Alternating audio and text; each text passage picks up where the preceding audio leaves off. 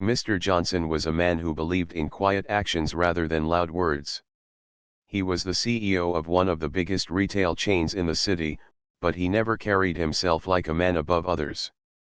People often imagine CEOs as distant, untouchable figures who stayed locked inside shiny offices, but Johnson was different.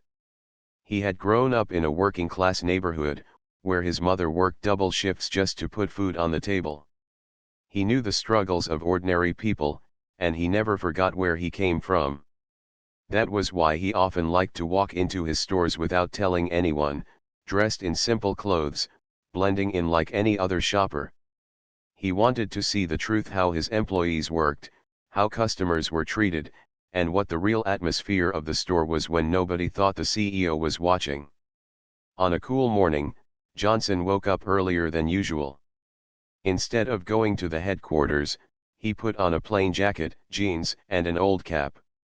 He looked into the mirror and smiled at his own reflection. No one would ever guess that this ordinary-looking man was the one running a company worth millions. He grabbed his car keys and drove himself, without a driver or assistant, to one of the busiest branches in town. This store was known for heavy foot traffic, long lines, and sometimes stressful days for workers. Johnson had chosen it for a reason. He wanted to feel the pulse of the place, to see how the staff handled pressure, and whether management was supporting them properly.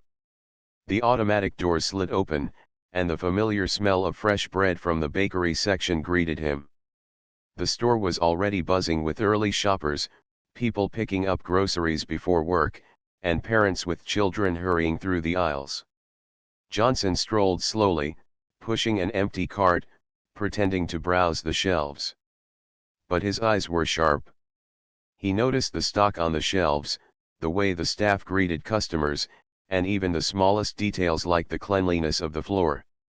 For him, these weren't minor things, they were signs of respect toward the people who trusted his company. As he walked past the checkout area, something unusual caught his attention. At one of the registers, a young cashier stood with her head slightly lowered. She moved quickly, scanning items and forcing a polite smile for each customer, but there was no hiding her red, swollen eyes.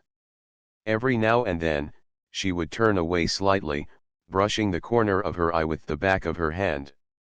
It wasn't the look of someone with a cold or allergies. Johnson knew that look. It was the look of someone holding back tears while trying not to break down at work. He stopped by a shelf nearby, pretending to look at cereal boxes while keeping her in sight. His heart grew heavy. This young woman couldn't have been more than her early 20s. She was wearing the company uniform, the same one worn by thousands of his employees across the city, but she looked fragile, as if she was carrying a burden too heavy for her. Johnson had seen employees tired, frustrated, even stressed, but to see one crying openly at the counter was something else. It told him something deeper was wrong. As customers lined up, she kept her voice steady, but her hands trembled slightly. A few shoppers exchanged concerned glances, but nobody said anything. Johnson wanted to step forward, but he didn't want to embarrass her in front of everyone. Instead, he waited patiently, his cart still empty. He thought to himself, why is my cashier crying while serving customers? What has happened here? A company like his should have been a place where workers felt supported, respected, and safe. Yet, here was one of his own employees, trying to hide tears while ringing up groceries. Something was off. When the line thinned out, Johnson pushed his cart closer and stood before her counter. She looked up for the first time, her eyes meeting his. She gave the practiced smile of a cashier but couldn't hide the sadness in her face. "Good morning," she said softly, her voice almost breaking. He returned the greeting gently, placing a pack of gum and a bottle of water on the counter. He studied her face, not with judgment but with genuine care. She scanned the items quickly, avoiding eye contact. Johnson leaned slightly forward and asked quietly, "Are you all right?" The question startled her. For a moment, she froze. Customers usually didn't ask cashiers personal questions, and certainly not in that tone, calm, caring, and sincere. She shook her head quickly, forcing another smile. "I'm fine," she whispered. But the way she said it only confirmed the opposite. Johnson could see that behind her forced words was pain she didn't want to show. He wanted to ask more, but just then, a sharp, loud voice cut across the store. "Sarah." The voice came from the back office. Johnson turned his head. A tall man in a manager's badge was standing by the door, his tone impatient, his face tight with irritation. "Office. Now," he said firmly. The young cashier flinched as though she had done something wrong. She hurriedly gave Johnson his change, muttering an apology, and stepped away from the counter. Johnson watched silently as she followed the manager, her shoulders slightly hunched, her movements heavy with fear. Something about the whole scene unsettled him. Why would a manager call out an employee in such a tone, especially in front of customers? Why was Sarah apologizing when she had done nothing but work? Johnson placed his items into a small bag and slowly pushed his cart toward the end of the aisle near the office. He wasn't planning to reveal himself yet. He wanted to observe, to understand, before he acted. Years of experience had taught him that sometimes the real stories inside a company weren't told in boardrooms, they were hidden in moments like this, behind closed doors, in the everyday lives of workers who carried the weight of the business on their shoulders. Standing near the office, Johnson could hear the muffled sounds of the conversation inside. The manager's voice was louder, stern, and harsh. Sarah's responses were quiet, shaky, and filled with the tone of someone trying to defend herself. Though Johnson couldn't hear every word, the tone alone was enough to make his blood boil. Something was terribly wrong in this store, and he was determined to get to the bottom of it. For now, though, he stayed quiet, blending in as just another customer. But inside, he was already preparing for the moment he would have to step out of the shadows, not as a shopper, but as the man who built this company, the CEO who would never let an employee cry at work without knowing why. Sarah walked into the manager's office slowly, her hands clasped together, her face pale. She tried to look strong, but her eyes betrayed her. The door closed behind her, and though the sound was soft, it felt heavy. Mr. Johnson, still standing near the aisle, felt his chest tighten. He could hear the low rumble of the manager's voice from inside. It was sharp, filled with irritation, the kind of tone that pressed down on a person's spirit.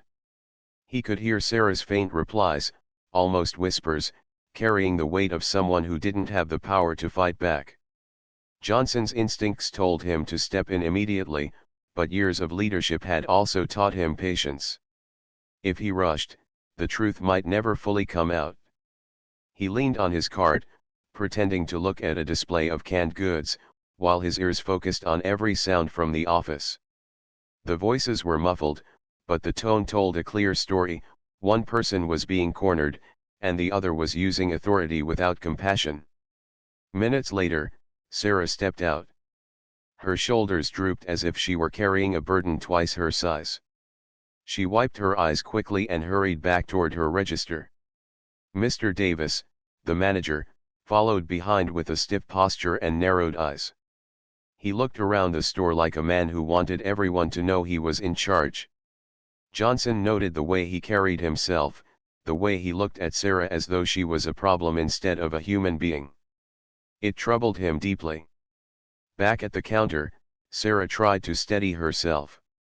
Customers were lining up again, and she forced another smile, but it looked weaker than before. Her hands trembled slightly as she scanned items. Johnson placed himself in the line again, this time with a few more groceries, but his real reason was to stay close. He wanted to understand more, to see what would happen next. A woman in line ahead of him whispered kindly to Sarah, "Are you okay, dear?" Sarah nodded quickly, brushing away the concern. "Yes, I'm fine, thank you," she said, though her voice cracked. The woman gave her a sympathetic look but didn't push further. Johnson admired the small act of kindness, but it wasn't enough. Something had to change in this place. When Sarah finished ringing up his groceries, Johnson looked her straight in the eye. "You're doing a good job," he said softly, handing her the payment. For a second, her expression shifted. She looked surprised, almost as if no one had told her those words in a long time. She nodded, whispering, "Thank you." It was such a small exchange, yet it revealed how starved she was for encouragement. Just then, the voice of Mr. Davis came again, louder this time. "Sarah, don't forget you still have inventory to finish after your shift. And don't expect anyone to cover for you if you're late again." The words were spoken in front of customers, with no thought about her dignity. Sarah lowered her head, nodding quickly, even though it was clear she was already overwhelmed. Johnson clenched his jaw but stayed silent. He wanted to see how much more would unfold before he intervened. He wanted to gather the full picture, so when he finally spoke, there would be no room for excuses. He slowly moved his cart away and walked through the aisles, pretending to browse, but his mind was fully on Sarah and the hostile environment around her.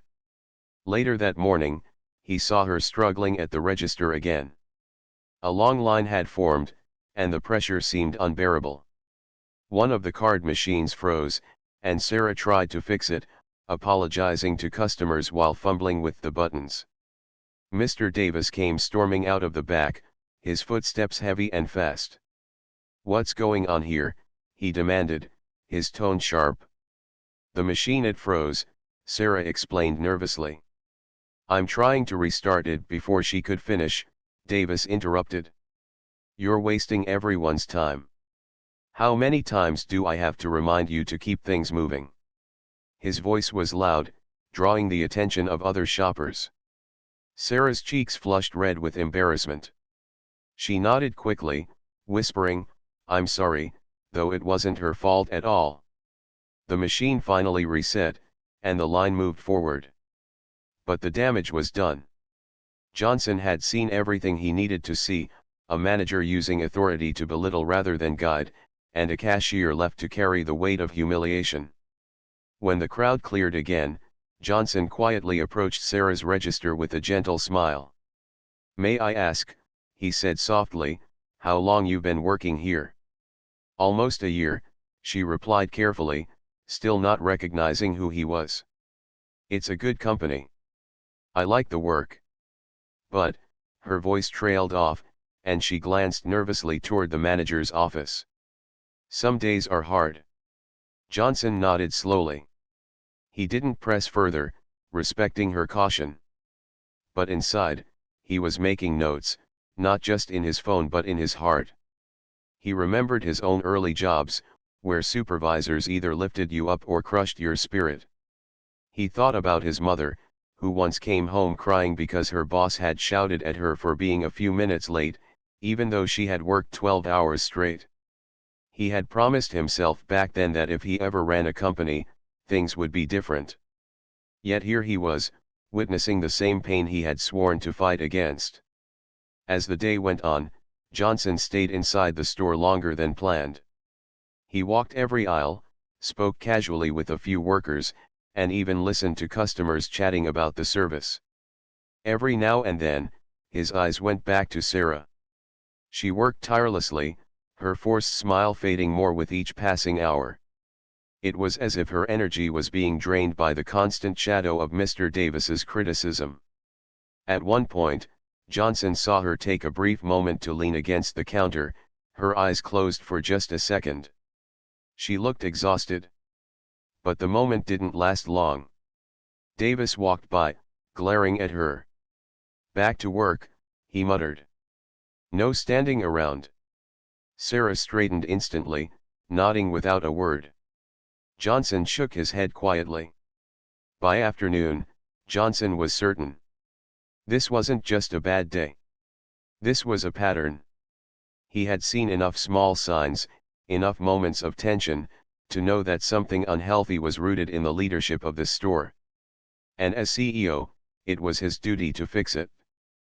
But before taking action, he wanted one last confirmation. He decided to stay until closing time, blending in as an ordinary shopper who just happened to take longer than usual.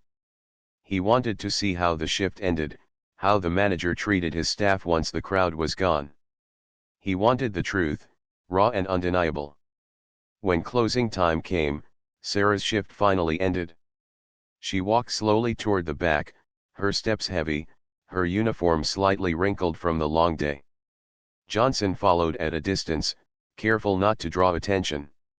From the hallway near the break room, he heard Davis again, this time scolding her for not moving fast enough, for not finishing inventory, for things that clearly were beyond her control.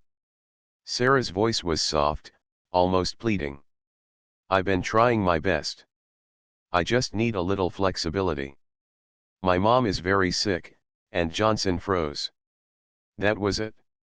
That was the deeper reason behind her tears. She wasn't just tired from work, she was carrying the weight of family struggles, too. And instead of receiving support, she was being pushed harder, treated unfairly. Johnson closed his eyes for a moment, taking a deep breath. He knew exactly what he had to do next. Mr. Johnson stayed near the break room, his back leaning lightly against the wall, pretending to check his phone while his ears caught every word. The voices inside painted a clear picture. Sarah was speaking softly, trying to explain her situation. She told Mr. Davis, the manager, that her mother had been ill for months and that she had been asking for flexible hours to help care for her. Her voice cracked as she spoke, filled with worry, but Davis showed no understanding. Instead of listening, he cut her off sharply, blaming her for missed shifts and even threatening to reduce her schedule further. Johnson's jaw tightened. It wasn't just about one bad moment anymore, this was a culture of disrespect. The very thing he had promised to change in his company was playing out right in front of him. But instead of barging in, he kept watching. Sometimes people revealed their true character when they thought no one important was watching. Davis clearly felt safe to mistreat Sarah, believing she had no power and no one to defend her. Johnson wanted to see the full extent of it before making his move. Sarah lowered her head as Davis continued. "If you can't keep up with the work," he snapped, "then maybe this job isn't for you. There are plenty of people who'd be grateful to stand where you are." Those words stung. Johnson could almost feel the weight of them. He saw Sarah's hands tremble as she held her apron. She wasn't lazy, she wasn't ungrateful, she was a young woman doing her best in difficult circumstances. Instead of compassion, she was receiving threats. Finally, Davis waved his hand dismissively. "Get back to the counter. And don't let me see you slowing down again." Sarah nodded silently, her eyes glistening, and walked out of the office. She didn't notice Johnson standing nearby. She brushed past him quickly, clutching her apron as though holding herself together. He turned his eyes toward the office door. For a moment, he considered stepping inside and ending it right then. But he stopped himself. He wanted to observe one more time on the sales floor, in front of customers, where the world could see the truth. Johnson walked slowly toward the front of the store again, his cart still half empty. Sarah returned to her register, forcing her smile back as customers lined up once more. But her energy was drained. Her movements were mechanical, and every time Davis walked by, she flinched slightly, as if expecting another scolding. A young couple stepped forward with their groceries, and Sarah tried her best to greet them cheerfully. She scanned their items, bagged them carefully, and even wished them a nice day. But Johnson could see how hard it was for her to keep that mask on. Her hands shook just a little, and her smile faded quickly after each customer left. Minutes later, Davis reappeared, standing behind her like a shadow. He folded his arms, watching her every move. Sarah, nervous under his gaze, accidentally pressed the wrong key on the register. The machine beeped loudly. She apologized, correcting it quickly, but Davis seized the moment. Incompetence, he muttered loudly enough for customers to hear. How many times do I have to repeat myself? Pay attention, Sarah. Several shoppers in line shifted uncomfortably, whispering to each other. Johnson's eyes narrowed. He watched the way Sarah bit her lip, swallowing her emotions, just to keep herself steady. She whispered another "I'm sorry," though she had already fixed the mistake. Davis didn't care. He shook his head and walked away, leaving a cloud of humiliation behind him. Johnson's grip on his cart tightened. He had seen enough, but he forced himself to breathe calmly. His time was coming, but he wanted his action to be undeniable. A few minutes later, Johnson placed himself in Sarah's line again. When it was his turn, he looked at her with quiet warmth. "You're handling this very well," he said softly as she scanned his items. She looked up, surprised again. Her lips trembled into a small, genuine smile. "Thank you," she whispered. Their moment was cut short when Davis's voice echoed once again. "Don't chat with customers. Keep moving. We don't have time for small talk." Johnson looked over at Davis calmly, but he didn't reveal himself yet. Instead, he noted how naturally the manager dismissed even the smallest kindness. For Davis, everything was about speed, power, and control, not about humanity. The hours passed, and Johnson stayed in the store, observing everything. He saw Sarah working with quiet strength, even as her eyes betrayed exhaustion. He saw Davis barking orders at another young employee in the stocking aisle. He even noticed how some of the staff avoided Davis entirely, sneaking glances around corners before moving, as if they were always afraid of being caught doing something wrong. It reminded Johnson of stories he had heard years ago, back when he was just starting his business. Workers used to tell him how certain managers created fear instead of teamwork. He had always believed those days were gone in his company. But now he realized that no matter how high the vision of the CEO, the reality on the ground depended on the leaders in each store. One toxic manager could poison an entire workplace. By early evening, Johnson knew he had more than enough proof. He had watched Davis humiliate Sarah in front of customers, threaten her job, and show no compassion for her struggles. He had seen the impact on her spirit, the way she struggled to hold back tears while doing her best to serve. And he had witnessed the silence of other staff, too scared to speak up. He pushed his cart to the side, no longer pretending to shop. His decision was made. Tomorrow, this store would not be the same. But before leaving, he watched one last scene. Sarah was closing her register for a short break, her hands moving slowly as she counted the cash. Davis stood nearby again, tapping his foot impatiently. "Hurry up," he barked. "You're taking too long. Other people do this twice as fast." Sarah's hands shook so much she dropped a coin. She bent to pick it up, whispering, "I'm sorry." Johnson had seen enough. He turned and walked toward the door, his mind racing but his face calm. He was not just a customer walking out of a store. He was the CEO, carrying the truth of what he had witnessed, and he was ready to act. Tomorrow, the manager who thought no one was watching would learn that someone was, and that someone was the very man who built the company. As Johnson stepped into the evening air, he thought of Sarah again. He thought of her mother, her tears, and her quiet courage to keep going despite everything. And he promised himself that by the time he returned, her world would look very different. The next morning, Mr. Johnson returned to the store earlier than usual. He had barely slept the night before, replaying everything he had witnessed. Sarah's trembling hands, the manager's sharp voice, the uneasy glances of customers, all of it sat heavy in his chest. He had come to this store quietly, as an ordinary shopper, to see the truth. Now that he had it, he knew he couldn't delay. But before he revealed himself, he wanted to see one more thing: how the day began, how Sarah carried herself after the long night, and how Mr. Davis behaved when no one thought they were being watched again. The morning rush was already starting. Workers were stocking shelves, adjusting displays, and preparing registers. Johnson walked in with his usual calm step, his jacket zipped up, his cap lowered. He went straight to Sarah's register, pretending to buy a few small items. Her eyes lit up with recognition when she saw him. Maybe she didn't know who he was, but she remembered his kindness. "Good morning," she said softly, though her voice still carried that same tired note. "Good morning," Johnson replied gently.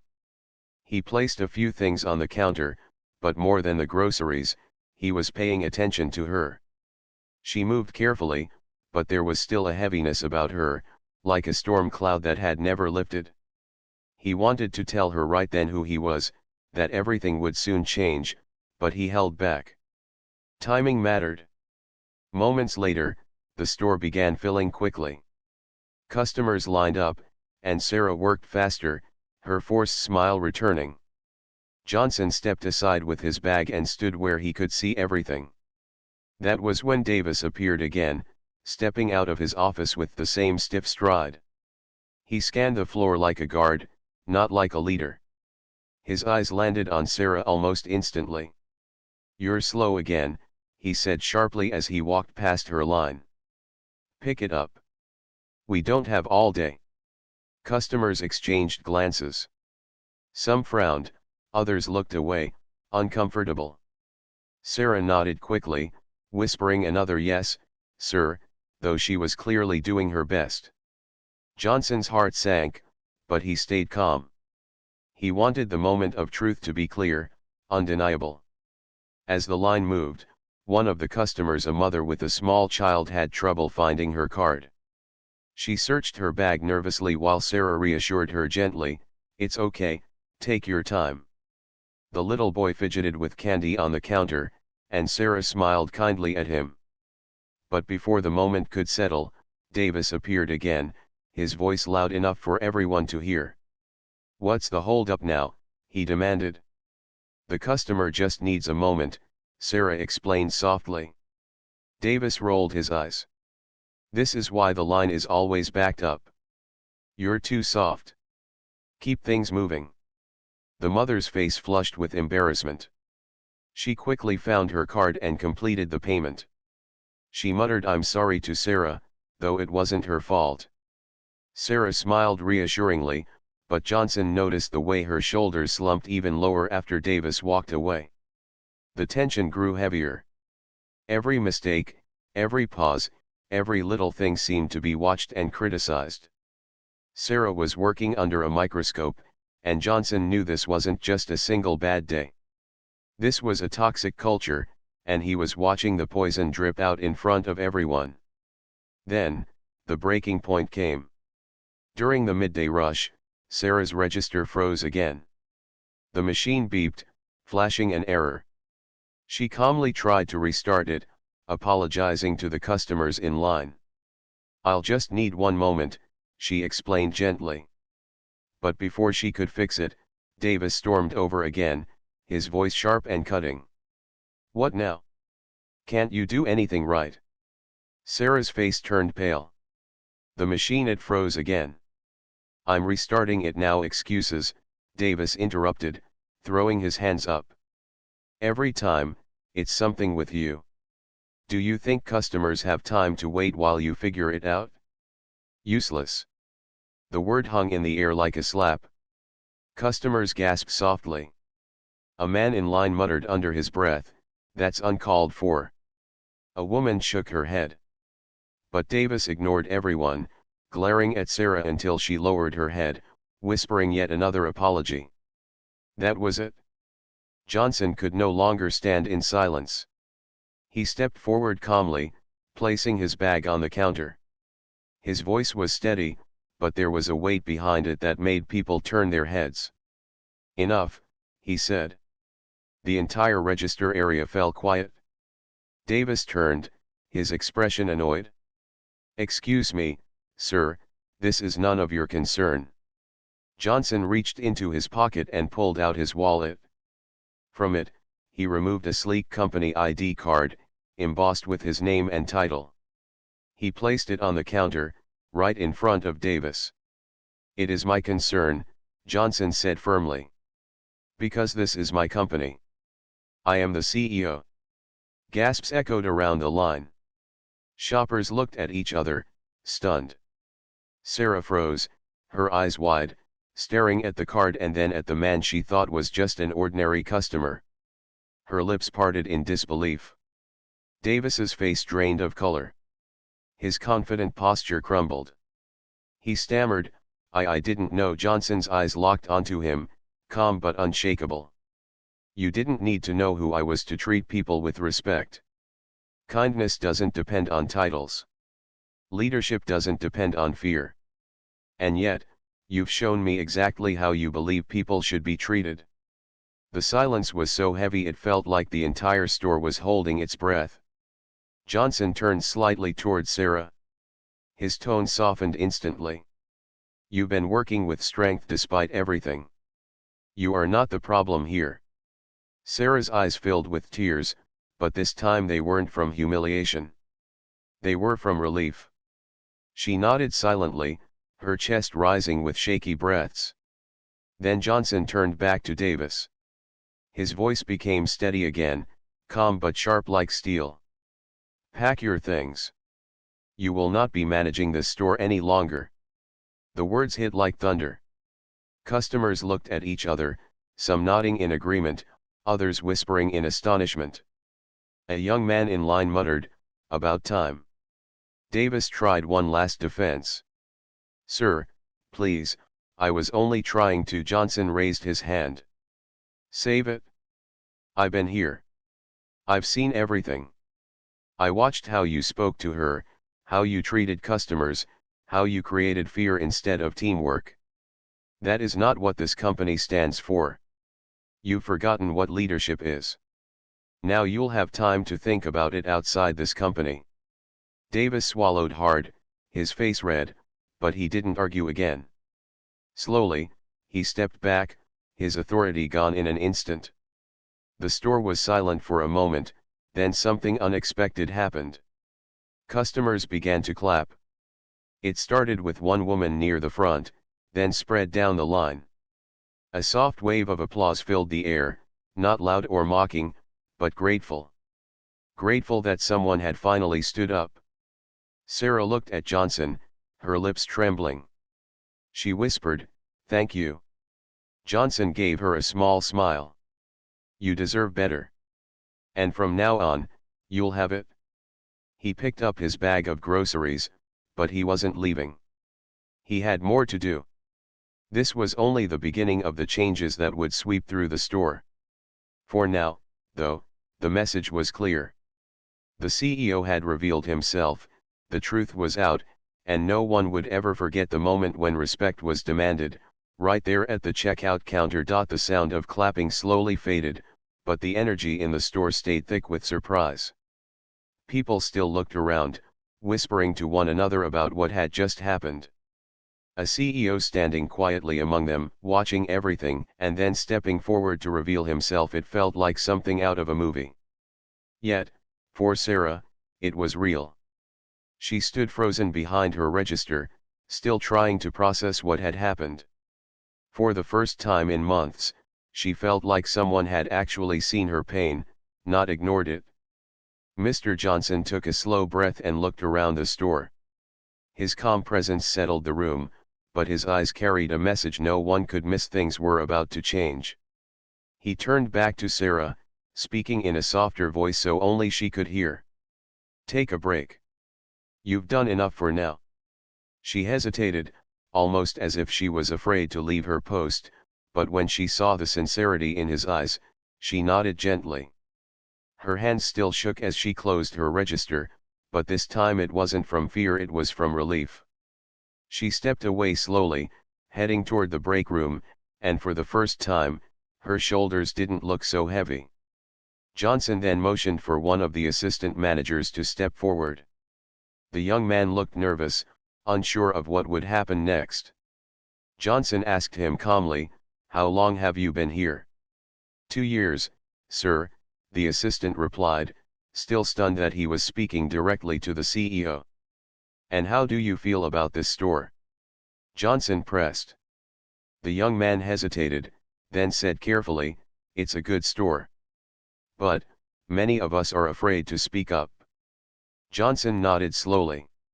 He didn't need more details, the truth was written on everyone's faces. The toxic leadership had created an environment of silence and fear. But not anymore. By now, word had already spread across the floor. Workers from different aisles peeked around shelves, watching the scene unfold. Some whispered to each other, some stared in wide-eyed shock, and others smiled quietly, almost as if they were holding back cheers. They had lived under the manager's sharp words for too long, and now they saw something they had never imagined: a leader willing to stand up for them. Johnson walked calmly toward the manager's office. Customers stepped aside to give him room, murmuring respectfully. Davis was inside, pacing with a flushed face. He looked up quickly when Johnson entered, but his posture had already collapsed. The arrogance he carried hours ago was gone. "Mr. Davis," Johnson said evenly, "your employment with this company is finished. Effective immediately." Davis opened his mouth to argue, but Johnson didn't give him the chance. "I've seen how you treat employees. I've seen how you humiliate them in front of customers. That is not leadership. That is failure. This company was built on respect for customers and for employees. You've forgotten that, and now you will no longer represent this company." Davis lowered his head, his words caught in his throat. He quietly began packing his desk, the sound of items clattering into a box echoing in the small room. For once, his voice was silent. Johnson left the office and returned to the main floor. He didn't raise his voice, but the authority in his presence carried across the store. "To all employees," he said clearly, "from this day forward, this store will be different. No one will cry behind these counters again. No one will feel afraid to ask for help. We are a family, and in this family, we lift each other up." The workers exchanged stunned looks. Some even clapped softly again, this time not out of shock, but out of hope. Later that afternoon, Johnson sat down with Sarah in the break room. She looked nervous, sitting on the edge of the chair, her apron folded neatly in her lap. Her eyes were still red, but there was a flicker of light in them now. "I'm sorry you had to go through all of that," Johnson said gently. "You didn't deserve it." Sarah swallowed hard. I didn't think anyone cared. I just wanted to do my job, but it felt like no matter what I did, it was never enough." Johnson leaned forward slightly. "You are more than enough. I saw how hard you worked, how kind you were to customers, even when you were under pressure. That is the kind of spirit this company values."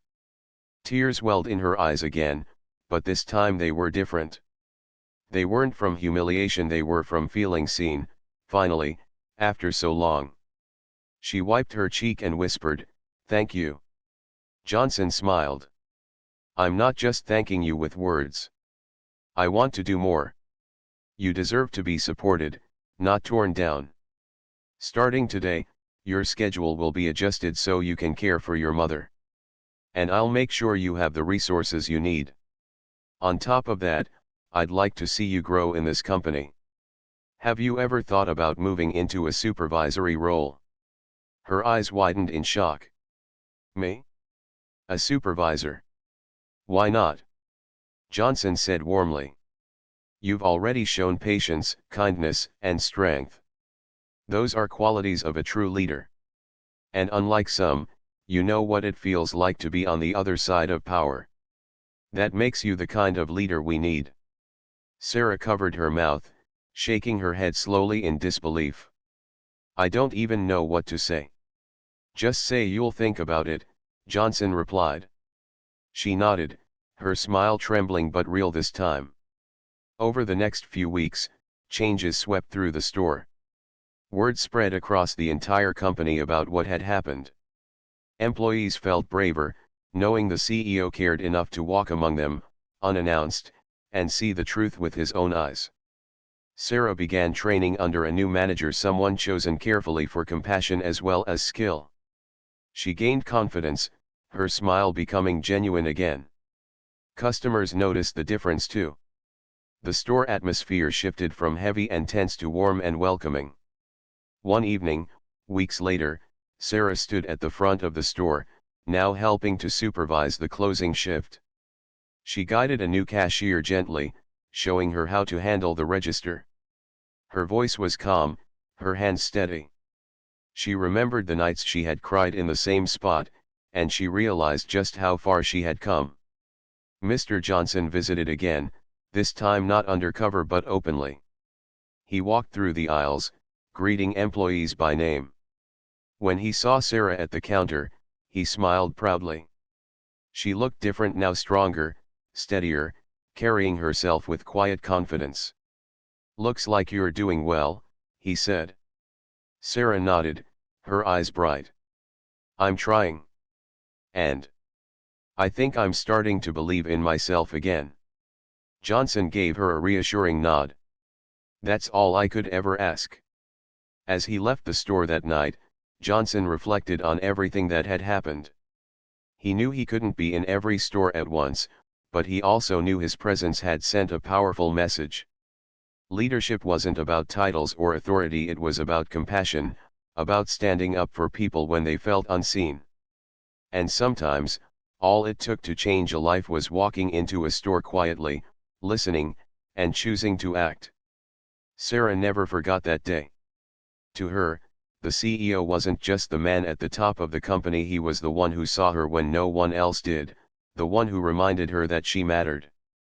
And for Johnson, it was a reminder too that no matter how big a company became, its heart always lived in the everyday people behind the counters, serving customers with quiet strength. The story of that day spread far beyond the store. It became a reminder to everyone, managers, employees, even customers, that respect is not optional. It is the foundation of every workplace, every business, and every human connection. And in that truth, the company grew stronger than ever before.